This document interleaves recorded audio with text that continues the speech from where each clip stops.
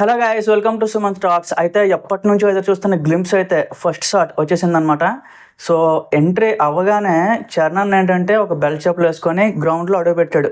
So అడుగు పెట్టిన తర్వాత నేను ఎక్స్పెక్ట్ చేస్తున్న ఏ స్లాంగ్ ఉంటుంది ఏంటి అని చెప్పి ప్యూర్ శ్రీకాకుళం స్లాంగ్ అయితే పెట్టాడు గైస్. ఉత్తరాంధ్ర మొత్తం, సో విజయనగరం ఇదంతా కూడా ఈ స్లాంగ్ రన్ అవుతుంది అనమాట. ఒకే పని చేసే నాకు అంటే జీవితం మీద ఏమీ ఆశలు లేకుండా, జీవితం మీద ఏంటి హోప్స్ లేకుండా, సో అసలు ఎందుకు బతకాలి అన్న ఒక క్యారెక్టర్కి ఏదో ఒక మోటివ్ తగిలినట్టు.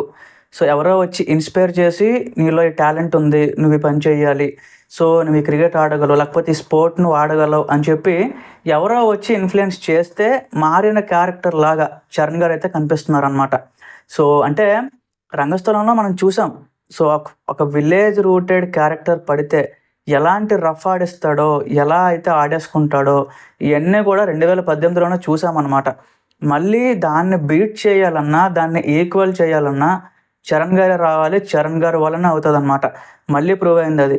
అంటే ఫస్ట్ ఆఫ్ ఆల్ బుచ్చిబాబుకి అంటే ఎంత కాన్ఫిడెంట్గా స్టార్ హీరో కదా, లేకపోతే ఇంకేదో బెంచ్ కార్ పెట్టేద్దాం, ఇంకేదో హెలికాప్టర్ పెట్టేద్దాం, సో అలా ఎక్కడికి పోలేదన్నమాట.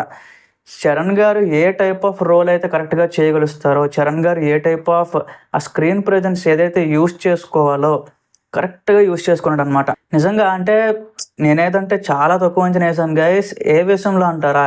బీజిఎం విషయంలో. సో నేను ఇంతకు ముందు పోస్ట్ చేసిన 2 వీడియోస్లో కూడా బీజిఎం యావరేజ్ ఉంది అని చెప్పాను. మేబీ నాకు భయం వేసింది అని కూడా చెప్పాను అనమాట. సో చూసిన తర్వాత 52 సెకండ్లు ఉన్నా సరే ఏఆర్ రెహమాన్ గారు ఏంటంటే ఎంత లెక్కల్లో ఇవ్వాలో అంత లెక్కల్లో ఇచ్చేసారనమాట. యాజ్ ఇట్ ఈస్ చాలా బాగుంది. సో నా అంచనా తప్పైందనమాట. సో ఏఆర్ రెహమాన్ గారు బీజిఎం కూడా one of the biggest asset అయింది. అయితే ఆ ట్రాక్టర్ మీద జంప్ చేసేటప్పుడు, అలాగే ఆ లాస్ట్ షాట్ ఎప్పటి నుంచో చెప్తున్నారు. సో దానికి పర్ఫెక్ట్గా ఉండేటట్టు బీజిఎం కూడా పెట్టడం జరిగింది. సో ఆ బ్యాట్ జనరల్గా ఊర్లలో, విలేజెస్లో మనం చూస్తూ ఉంటాం. సో మ్యాక్సిమమ్ ఆఫ్ క్రికెట్ కిట్లు ఇవన్నీ కూడా అవైలబుల్ ఉండవు. ఎప్పుడో పాతకాలం బ్యాట్లు ఉంటే వాటిని రిపేర్ చేసుకుంటూ ఆడుతూ ఉంటారనమాట. సేమ్ గైస్ అలాంటి ఒక రూటెడ్ స్టోరీతోనే వచ్చాడు పెద్ది. సో లాస్ట్లో ముందుకు వచ్చి అంటే ఫ్రంట్కి వచ్చి కొట్టడం వేరు, ఫ్రంట్కి వచ్చి ఆ బ్యాట్ విరిగిపోయిన బ్యాట్ని మళ్ళీ సెట్ చేసి మళ్ళీ కొట్టాడు చూడండి.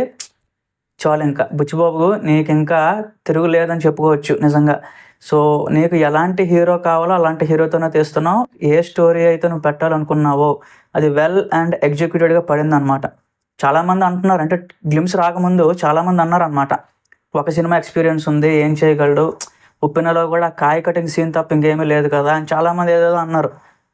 బుచ్చిబాబు కోసం సపరేట్గా వీడియోలో మాట్లాడదాం. బట్ ఈ గ్లిమ్స్ వీడియో మాత్రం నిజంగా హైప్ మీటర్ అయితే ఎక్కడికో తీసుకెళ్ళిపోయింది గైస్. చాలు, సినిమా రిలీజ్ అయ్యేంత వరకు కూడా దీన్ని చూసి ఎంజాయ్ చేయడానికి చాలు గైస్. చాలా బాగా అయితే ఎగ్జిక్యూట్ చేశారు. సో వర్త్ అనమాట. బర్త్డేకి రిలీజ్ చేయలేదని చాలామంది డిసప్పాయింట్ అయినా సరే ఇక్కడ రిలీజ్ చేసి చాలా మంచి పని చేశారనమాట.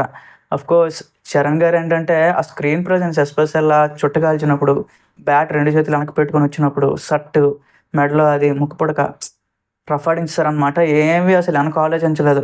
ఎందుకంటే రంగస్థలంలో చెవిటి క్యారెక్టర్ అనేటప్పుడే అంత పెద్ద రిస్క్ తీసుకున్నారు. ఎవ్వరూ అలాంటి రిస్క్ తీసుకోలేదు అప్పటి వరకు. సో చెవిటి క్యారెక్టర్ ఎవరైనా కామెడీ చేస్తారేమో, లేకపోతే ట్రోల్ చేస్తారేమో, ఏమీ ఆలోచించలేదు, దూకేసాడు అంతే. ఇక్కడ కూడా సేమ్ అలానే ఒక శ్రీకాకుళం స్లాంగ్ తక్కువ చేసి చూస్తారేమో, అదేమీ చూసుకోవట్లేదు, దిగేశాడు. ఖచ్చితంగా ఒక పెద్ద హిట్ అయితే లోడ్ అవుతుంది గైస్. అది మాత్రం నాకు పర్ఫెక్ట్గా అనిపిస్తుంది అనమాట. సో ఒకవేళ మీరు చూసుంటే కిందన కామెంట్స్లో చెప్పండి. అప్కమింగ్ 6 గంటలకి ఎన్ని వ్యూస్ వచ్చినాయి, 12 గంటలకి ఎన్ని వ్యూస్ వచ్చినాయి. సో 24 hours కౌంట్ కూడా నేను పోస్ట్ చేస్తూ ఉంటాను. So stay tune.